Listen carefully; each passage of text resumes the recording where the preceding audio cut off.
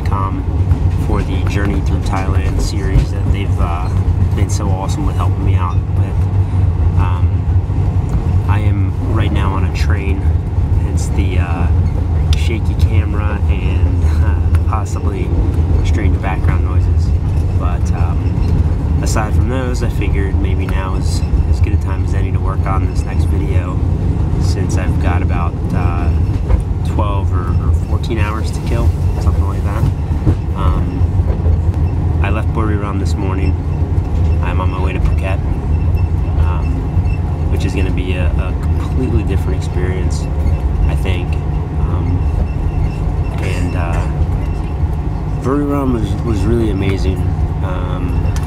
The camp was great, and getting to spend some time with those fighters and getting to know them just a little bit was really incredible. There was one fighter that kind of stuck out for me.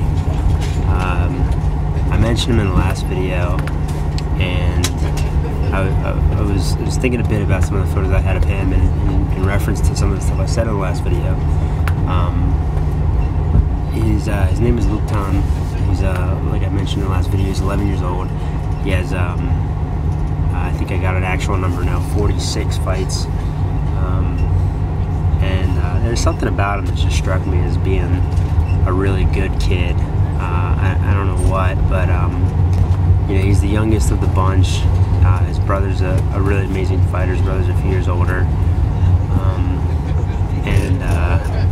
And like I said, he just seemed like a really good kid.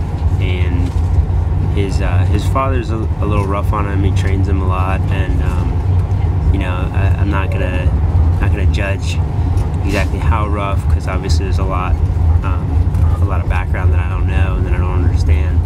But I got the chance to see him fight. You know, there was a night where 4 of them were fighting, and he was one of them. And he won his fight. He did a great job. He won by decision.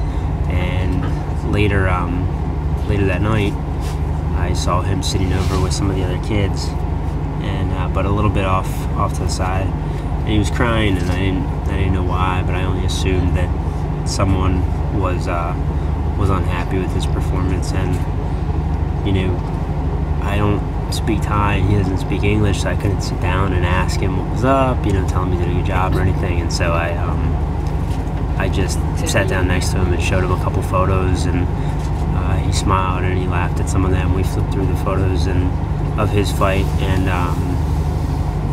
that was it. I patted him on the back, and that was that, you know. And after that, we had a little bit of a rapport where I think he understood a little bit more of why I was there. And I don't tell this story to try and make myself out to sound like a nice guy, but I tell it because I think it's a good example of kind of the more complicated emotions that kids that age go through being professional fighters. You know, I talk a lot about their very jovial attitude towards the fighting, and how it's kind of just what they do, and they enjoy it, they love Muay Thai, and it's everything to them, it's their lives. But I think that story, I think that experience showed me a little bit more that you know, there's still that pressure, and there's still kids that are stepping into a ring and into some pretty vicious fights. You know, so unfortunately, it's all stuff that is kind of hard for me to kind of nail down all the intricacies of in such a short trip, and with the language barrier and other barriers set up, you know. And I just hope that I'm able to spend enough time with this project to continue diving into it, and in the process to portray it accurately. So that's it for this time.